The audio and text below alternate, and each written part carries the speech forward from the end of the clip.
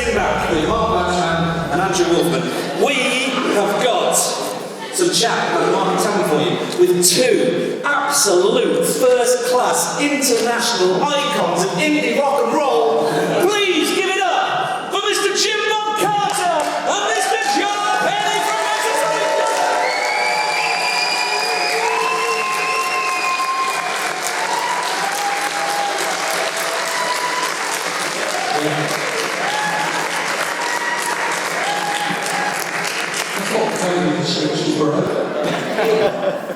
I like it. I've got to say thank you both to JimBob and Jonn for coming to do this, which is the most ridiculous thing that has ever happened, I think. Certainly to me, but JimBob, this isn't your first plaque, is it?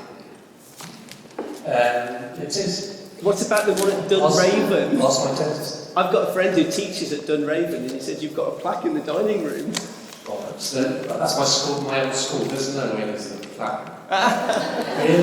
That's South London humour, that's what that is. So to the best of my knowledge, there is no plaque. So this is with my name on it. Oh wow, okay, so this is the first one. We thought we were second only to Dunraven here. Yeah, first and I suspect the last, unless I die of some sort of drug death. We could end up with 2 blue plaques in Kidderminster. Oh, you never know. Which would be great.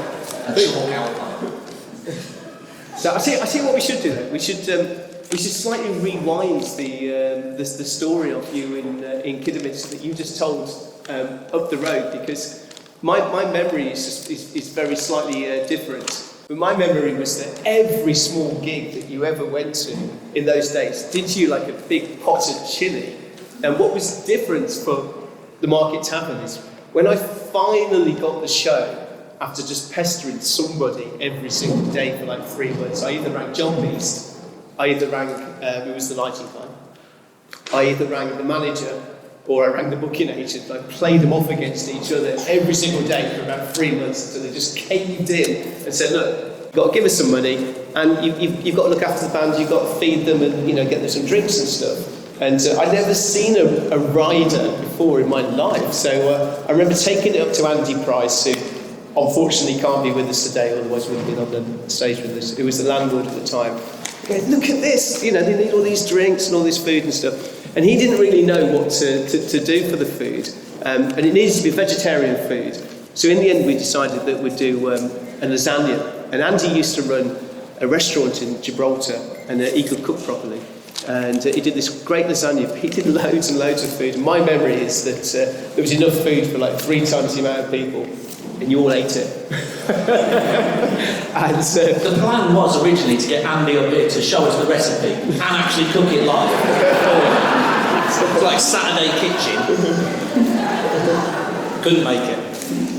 And you at the time, Jim, it must have been a reasonable memory, because what happened off the back of that was I started getting phone calls from bands going, hello, is this the place with the nice food? Can we come okay? It's weird because I hate lasagna. Oh no! Those are different times. We've been spoiled nowadays, vegetarians. I think it was just this is probably not fair on all the other venues in the country, but I think it was just a surprise to be treated sort of. That is probably unfair on a lot of venues, but to be treated sort of nicely and for them to have food cooked for you instead of someone pointing chip shop out to you or whatever. No. So that must be why. I mean, I'm sorry for thinking it was chili. My memory was that the Andy was a Mexican. And so I think that's why I sort of remembered. He's not Mexican, is he? No, he's not Mexican. He's well, you had a hat and a moustache. So maybe I just sort of put 2 and 2 together and thought he's Mexican. But I mean, off the back of that, I mean, literally everything happened from that gig. So I mean, I just want to say again, thank you for doing it and taking a chance on a kid who was just chancing his arm in those days. I didn't know how to put bands on. I just, essentially, well, it was John Beast who taught me how to do it, told me how to do all of that sort of stuff. So, but also, you also played your early gigs at the Market Tavern. You did one there as your first as the current lineup, I believe. That's right. It was the one time that we played there. It was terrifying for me, especially extremely scary thing because up to this point we had 6 members in our band.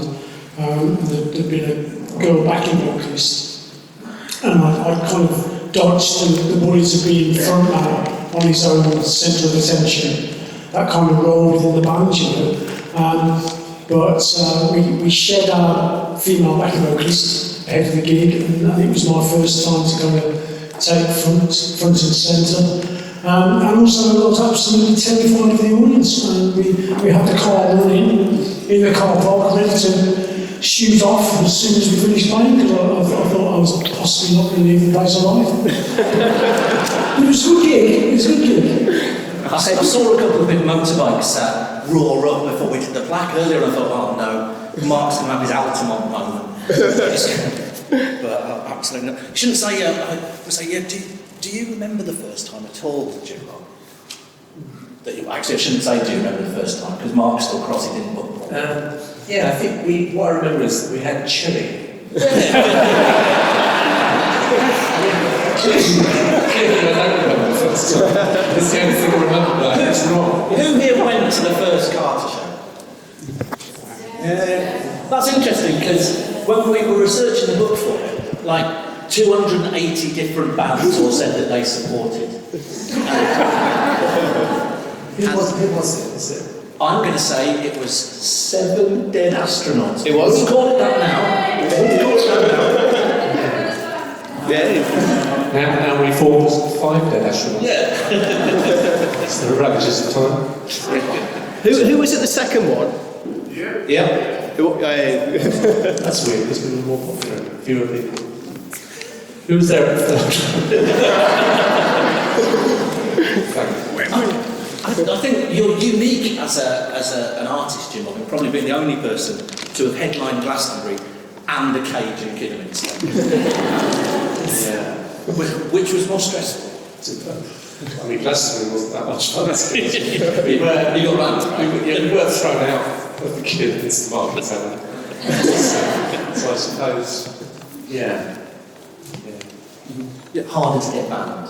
I mean, maybe it's a good idea, like Glastonbury on the main stage, if they built a cage and everybody had to play in the cage. Like in the Blues Brothers, it's such a good idea. I'm surprised it didn't catch on. I think there as well, the third time, there was either a DJ or a sound engineer who was in a Mini, a car. Oh, that is true. That is true. There was half a Mini. I don't know if anyone remembers the latter half of the Market Tavern, but there was half a Mini stuck on the wall, I think. So. You know what this venue needs? It's a Mini and a cage. Yeah. They just don't tell anybody when anyone's playing. And it's secret. Yes. Yeah. John, have you ever played in a cage? Have I ever played in a cage? Yeah, that's not a rock and roll question, just a minute. Yeah. I haven't played in a cage, but I did a video in a cage with a load of birds. Yeah. And I think I came out lucky not getting pigeon for SEMA. It was just something that was told to me about the risks of it later. It was a very arduous experience as well. We had to stop every, I think it was 2 minutes to give the birds a rest. No birds were harmed whatsoever. The band, however,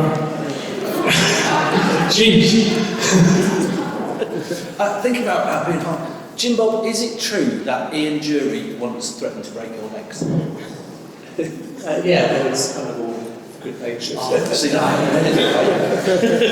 It was, yeah. No, it wasn't. No, he didn't threaten to break the legs. He said there was a time when he was going to have somebody break the legs. But by that point, we were reasonably good friends. So it's still quite scary retrospectively. I'd be terrible. Yeah.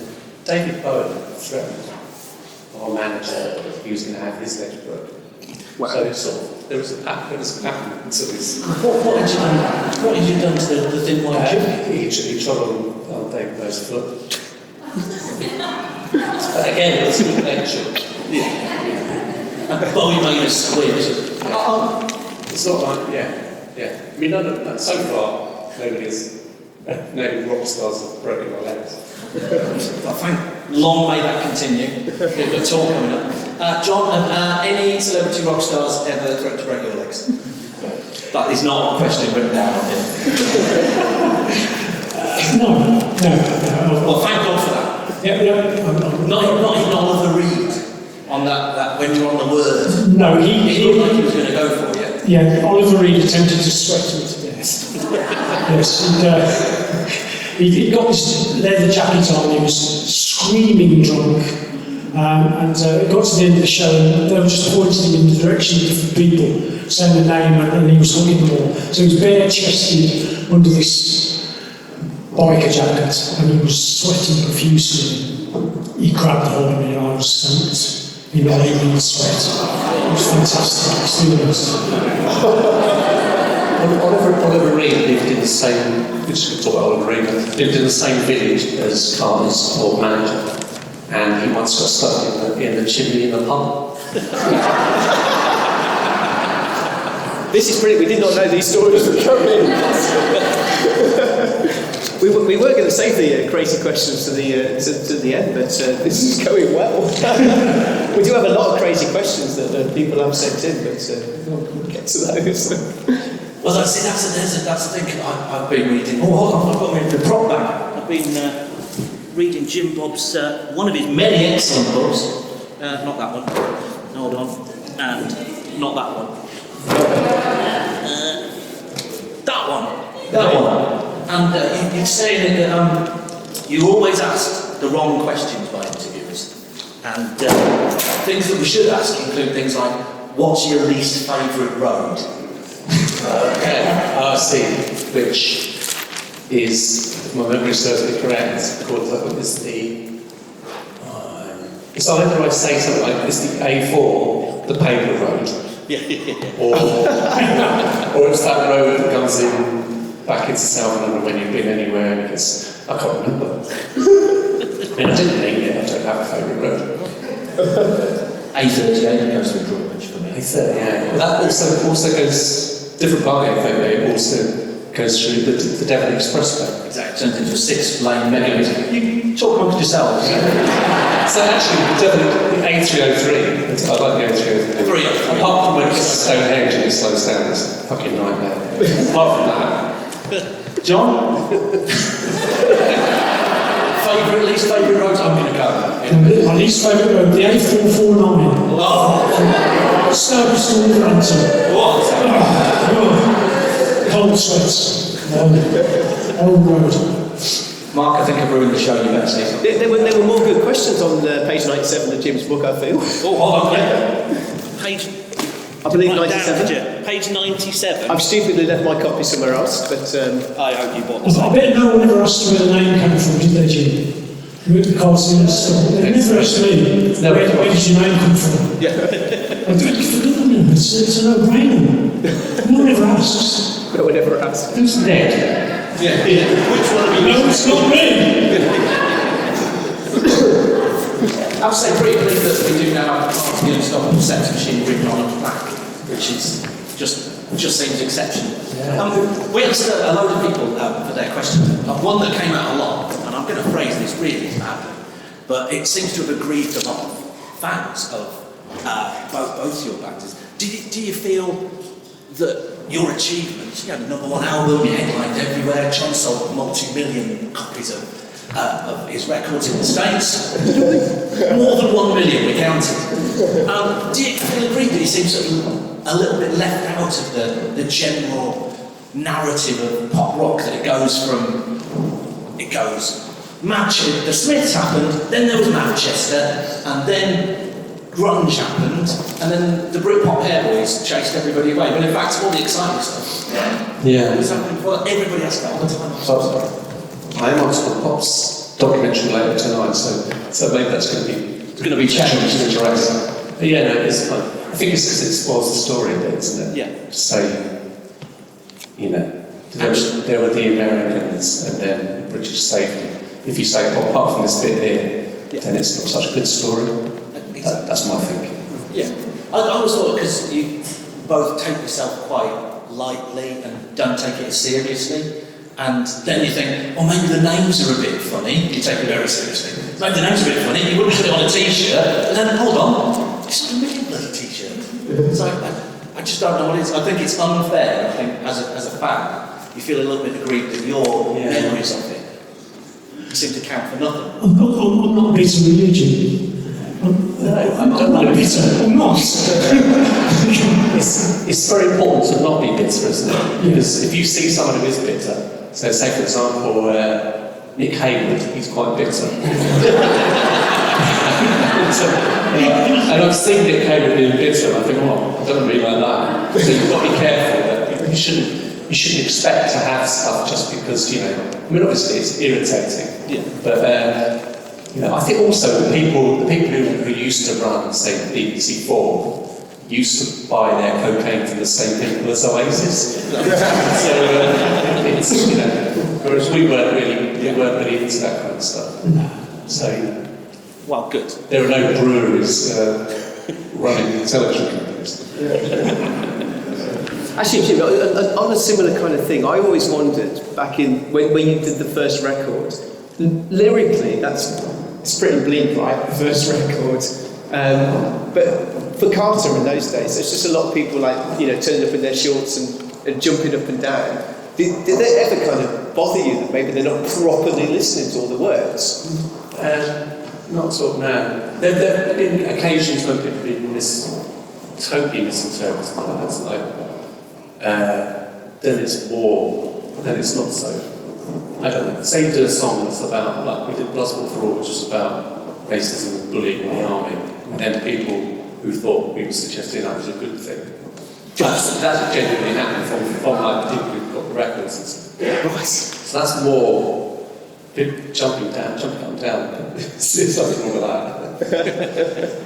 Yeah. Bloodsport for All, but you do it for Lawrence Fox. Yes. Yeah. Lawrence Fox. Sorry, I was listening to an interview with James McMahon the other day, and I couldn't agree with him on that. Did I mention Lawrence Fox? Yeah, a lot. It was good. Should we try some of our crazy questions?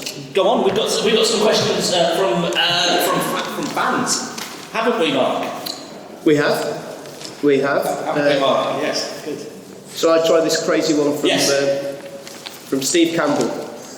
You've got to really pay attention to this one. Would you rather keep your fingers and thumbs but have dinner plates for hands, or keep your hands and have cutlery instead of fingers and thumbs? It's like Frost Nixon, this, isn't it? This is from Richard Herring of Kidderminster. He did follow up with a sensible one. So what was it again? I mean, obviously the answer is neither, but just for fun. Would you rather keep your fingers and thumbs but have dinner plates for hands, or keep your hands and have cutlery instead of fingers and thumbs? Afternoon, Jim. How can you have, if you've got dinner plates for hands, you can't have fingers and thumbs, can you? I knew that when I put this out on the Market Tavern Facebook group... This man is clearly an idiot. I'm presuming it's a man. It's always a man, isn't it? It's a man. I knew we were asking for trouble with invited questions, but he also did ask you, which Carter song are you most proud of? Dinner plates for hands. The forthcoming music. All of them, other than any time he plays anywhere. Oh, really? It's my favourite hit. Yeah. But what about you, John, for yours? Cutlery. Cutlery. Cutlery, I thought quite really when you want fish and chips on the beach, I suppose. Or just chips for... I thought that was a Neds song that I wasn't familiar with. Oh, no, I'm not proud of any Neds songs whatsoever. Not a single one. No, I'm joking. I like a song called Spring off that second album. Cool. I'm quite proud of that one. No one likes it, obviously. It's good that I like it. Excellent. What have we got on here? We've got one from Hannah Clark. who is interested. Oh God, lads, what kind of biscuit would you be, and why would you be that biscuit? Being. I'm trying to think back to the plates of hands. How is it going to affect a biscuit? He has a biscuit. I don't know. My favourite biscuit is Alston's biscuits, or Balsam's as they're now calling them. Right. So I think I'd be one of those. So that people can chip the chocolate off the edges first. That would excite us as a biscuit. My kids love Jammy Dodgers, and I'm warming to the Jammy Dodger. Because the detail about the Jammy Dodger that always escaped me as a youth was that it's raspberry jam. It's not strawberry jam, it's raspberry jam. Okay? And for some reason, I'm far more impressed with the Jammy Dodger with being raspberry jam than if it were strawberry jam. Who knew that was a good question? Well, I like the way that that's just a sweetener from Hannah Clark, who first asked what kind of biscuit you like, and then says, could you please ask JimBob how he feels about the current ability for people to rent affordable housing? Have there been any improvements since the release of Sheriff Batman, or is it bad or worse? Well, clearly it's better, isn't it? Much better. I think, Hannah, there you go, there's your answer. It's going great. Yeah, his landlord's just stormed out. A landlord, not the landlord. Yeah, I don't know. Obviously it's worse. There's a lot of the lyrics are very specific and so politically on point. Is it a point of pride or sort of sadness that a lot of them are still just as relevant today? I think they're kind of, because they're not really lyrics, they're not songs that can change things, are they? They're just documenting reality, and reality tends to sort of stay the same, isn't it? And that's quite profound. I'll tell you what. Sort of doing biscuit hands, yeah? Yeah, also. What has changed though, that I've noticed, is when we look back to the old days of the Market Tavern and stuff, when you came and played, you were on like 40-day tours and around all the small pubs and clubs, and that doesn't tend to happen these days. Bands just go and play the 6 major cities, and you've got to travel in to see them. What's your thought on that? Do you think we're doing things the wrong way these days by skipping out places like Kidderminster and making people kind of travel into Birmingham every single time? Should we be going back to those days, or is it too much for the bands to endure?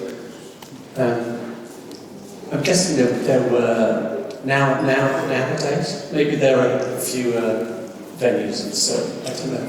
There's like a circuit, isn't there? Yeah. And because of something like the O2 academies and that, there was less of that, wasn't there? So yeah. Certainly when we were first touring, we would have been doing places like the Market Tavern, but also colleges and universities. So there's none of that anymore. No. Kind of all you're left with is you can either play in a pub to nobody or wait until you're big enough to play Birmingham academies. Do you think maybe so? Maybe there's just less opportunities. Yeah, I think something we lack. I don't know if we can ever get back to it. I'm being too pessimistic because we want to be getting back to it. We want people in life on fire, don't we? But I think the town gigs made for a more kind of special occasion for the band and for the audience. This is probably why you get such a great gig at Market Tavern, because people they're in their own hometown, they have a drink on the way to the venue, they're relaxed, they're excited that something great has come to their town. They're well free, they're a good audience to play to, aren't they? And you get, as a band, you get more out of that audience, and the experience is a bit more special in your memory too. So it's sad that has disappeared. Probably a similar thing with the fact that there was a university circuit, poly circuit, wasn't there? Yeah. And the students are all on site, they can go and have a switch off, get in the gig ready to go. Also you've got to have, there's got to be an audience of people who actually, there's a harsh truth. So say, for example, I don't play in Cornwall a lot, and everybody, lots of people moan about it, why don't we play in Cornwall? And then I played in Cornwall, and nobody went. So you think, well, I won't play in Cornwall, I'll only go as far as Bristol's. Do you know what I mean? So there's a bit of that. I don't think that would happen here, to be honest with you. Because, That's a difficult thing, that is, because I always say to people, the place that you find your audience is at another gig. So if there isn't a gig there already, it's actually really hard to motivate those people. So that's why when you go to Cornwall, and everyone said come and play in Cornwall, they're just not used to going to gigs, and then therefore they don't go. And then you say, I don't want to go again.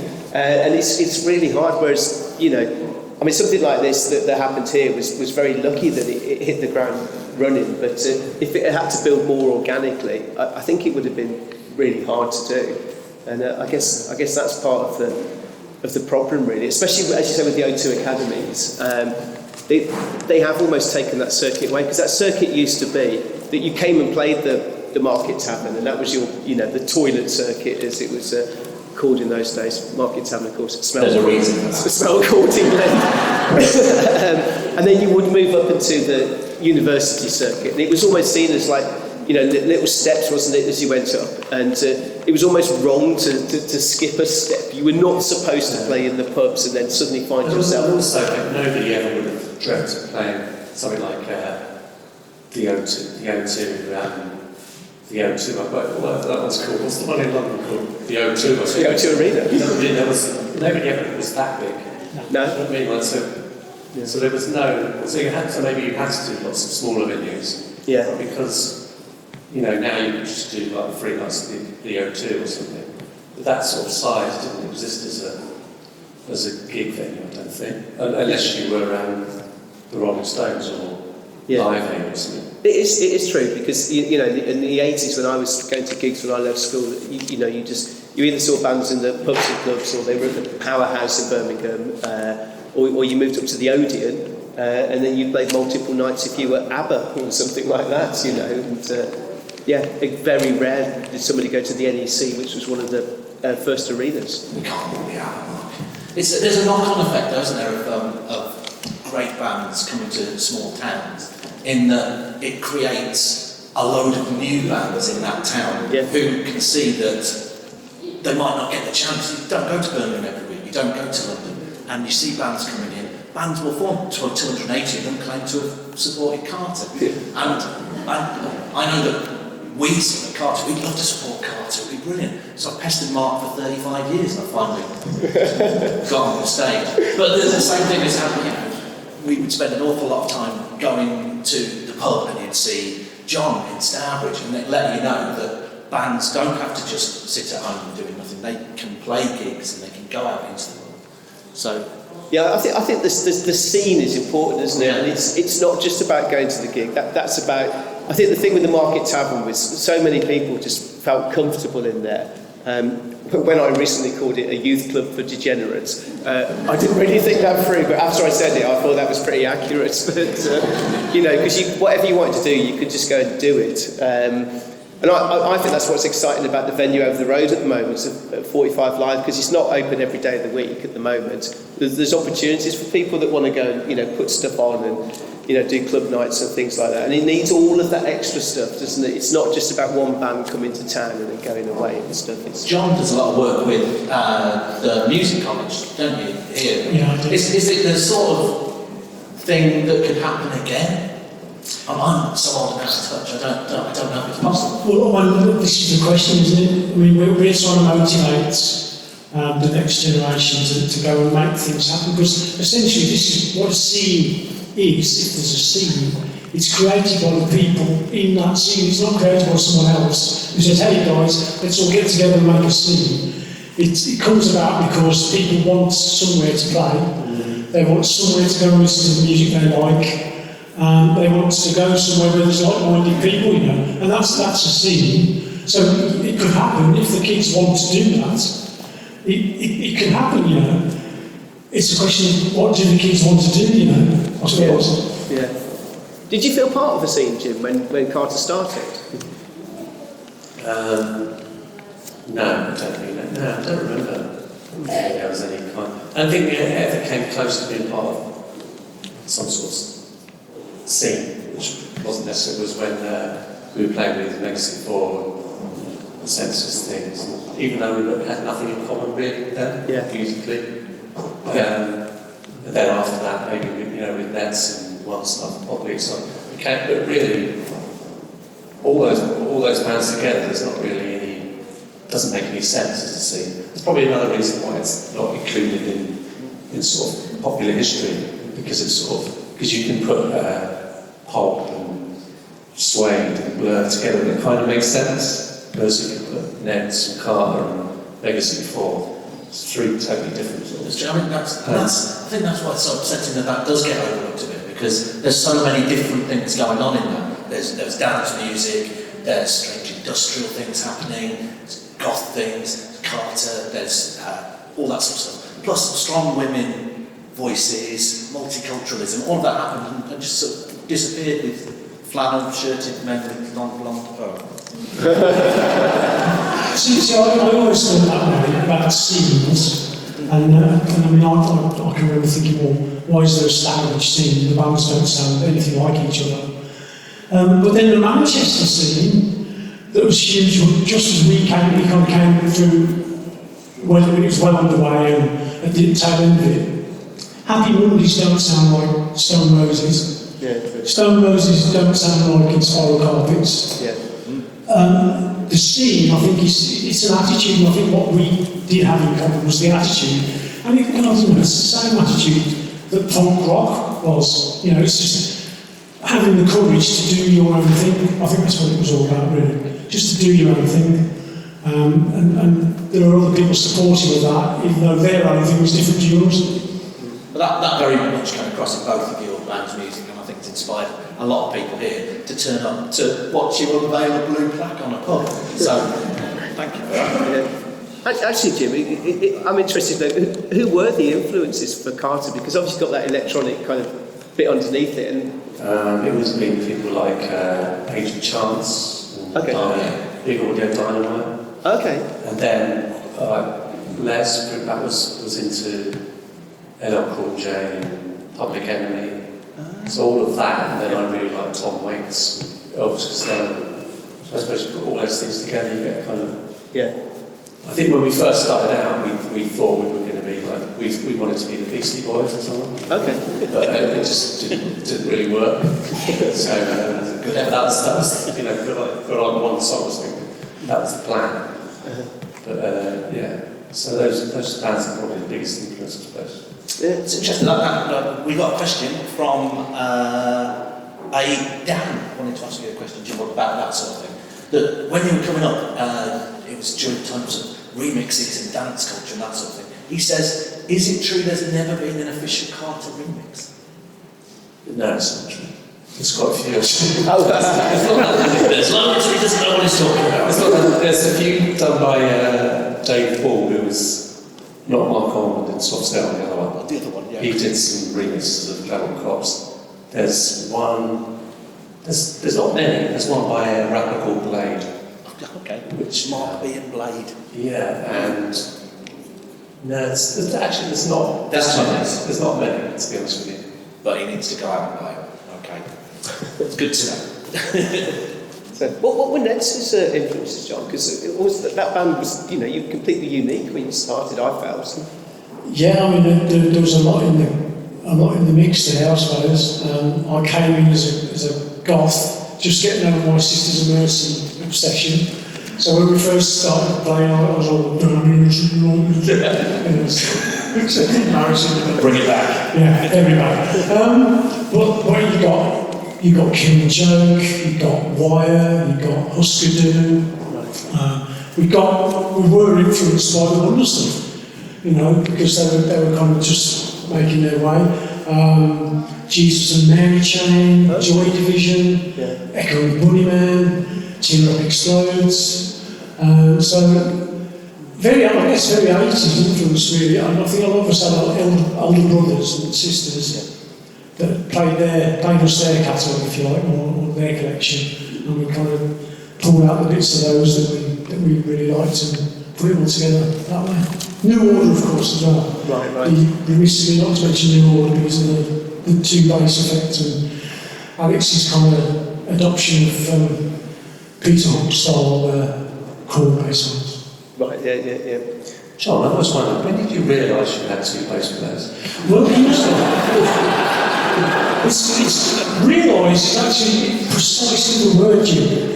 Realise is the word, because what happened was, there's a lad, Matt, who'd been watching me play my previous band, the White Rabbits, who were shite. The Shite Rabbits. We were shite. And I left the White Rabbits in love.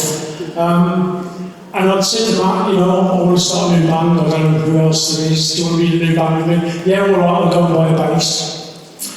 And then I got drunk, and then the next day at college, another band from the college called Martin's Overcoats, who've got this weird, tall, ginger, odd bass player who played more chords and things. They told me they'd split up, and I said to Mr. Tall, Alex, oh mate, I'm starting a new band, do you fancy being in my new band? And he's like, yeah, let's get a rehearsal together. Oops. Forgot I'd said to him, yeah, go and buy a bass amp. And literally the very first rehearsal, I'm still there thinking, oh dear. What have I done now? And then, this is a great question, Jim. I'll show you.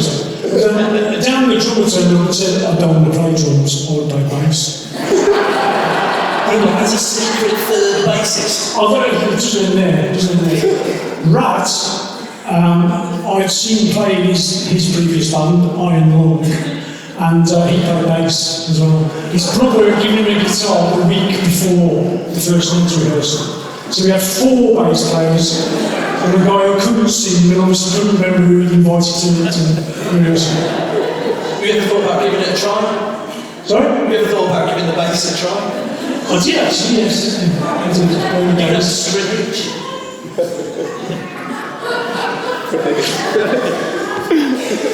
Similarly, JimBob, when you played the famous second Tavern gig with the tapes, Mark's told me about the tapes not working a few times, there was a rather mean chant of Carter need a drummer that lasted for about 45 minutes. Is that why you've now got 6 members in your band? Including me. No, but yes, no. It was quite a popular chant for lots of people.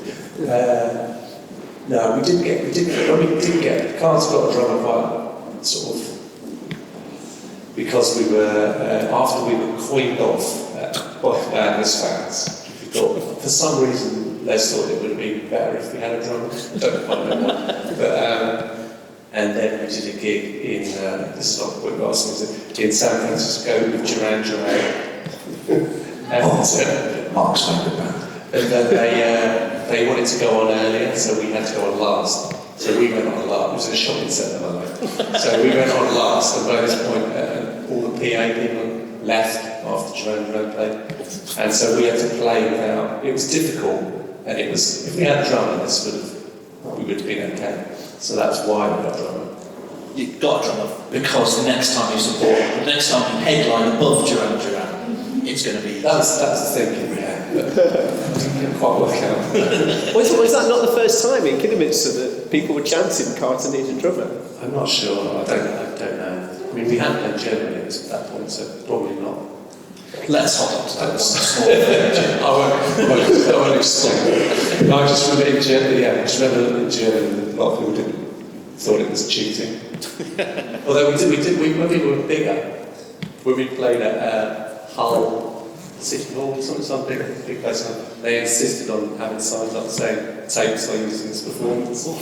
It was like we sold out and everything. It's just sort of like, so everyone knew, but we weren't allowed to play, and that's like. When you played Kidderminster the first time, one of the other people that used to put on shows at the Market Tavern, he came up to me afterwards and he was absolutely horrified, and he's going, that band you just booked, they had tapes. And I was like, I know, I'm going to report them to the Musicians Union. And I was like, how do you think the music got on the tape? Just like it arrived by magic. And Martin Kemp is doing karaoke in this very room, 28 quid in 2 months' time. Now, with the exception, you probably struggle to find a big band who doesn't use tapes. It's true. Yeah. Yeah, yeah. In fact, Show this secret there. well, are they in here? But we've got one that's playing over the road in a minute. So, yeah, just got some When I say extra. tapes, they're probably not using tapes as such. Are they? There's tracks. There's tracks. It's probably called Spotify or something. I mean, Well, that tapes would be perfect. But yeah, cool. So we've got to start to watch our time, haven't we? Because Jim's got to catch a train after all that trouble of getting here on a train. So I don't know if everybody kind of caught what went on there, but you got very much stuck on a train, didn't you, coming up? yes, we did, yeah. I thought you were... No, so. Yes, I was stuck on the train just outside Evesham. Nice place to get stuck. Yeah. It's interesting how quick it was from the train being stuck to them announcing that a member of staff, which is obviously the driver, had been taken ill, to a passenger. It's quite a British thing. I think 2 British things announced to say, "Are we going to get any refreshments?" Driver's dead. And then the reply from the train, member of the train staff was, "We can get you some water." It's like, we're going to get anything free out of this. We can have some water. Oh my God. It's quite quick, it's like 10 minutes. Driver's been taken ill, are we going to get any refreshments? People are not telling us anything. Oh my God. Gosh. So, are we going to throw it out to the floor if anybody's got any Has anybody got any questions that are better than the ones that we've had so far for these 2 wonderful gentlemen? Shall I can get down there with a microphone, shall I? I might try another one you booked, Jim. There's some crackers in here. Who Anyone invented the hands thousand up crust? for a question? Andrew Wolfman, not that kind of press release. Well, it says here, what did you dream about last night? Funny enough, it's... Oh, really? And it all went wrong. It was this, but they were all... I think I did dream... I don't remember my dreams, but I probably dreamt about this, and then forgot it. It would have gone wrong, all this stuff. Would have fallen off the stage, and wouldn't have been able to get the trousers on. There's still time, and then, This is quite witch trialing, this, isn't it? It felt a bit like a man when you got him in the taxi and everybody's shouting, Plaque. We have by and large made this up as we've gone along, so yeah, cool. All right, well listen, we should probably call it. We have got some exciting musical entertainment coming up for you from Stourbridge's second best band, the Mighty Fred Blanket. So that's really what we're going to. But before we bring you on, I'd like to have an incredible thank you and a round of applause. A big Market Tavern thank you. No, actually, no, that's a bad idea. Be nice to them. A big Market Tavern thank you to these 2 incredible.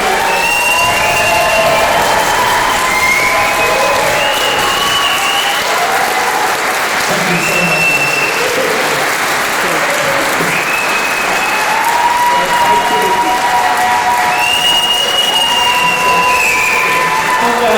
It would be remiss of us not to take this opportunity to say good night, JimBob. Good night, John Boy.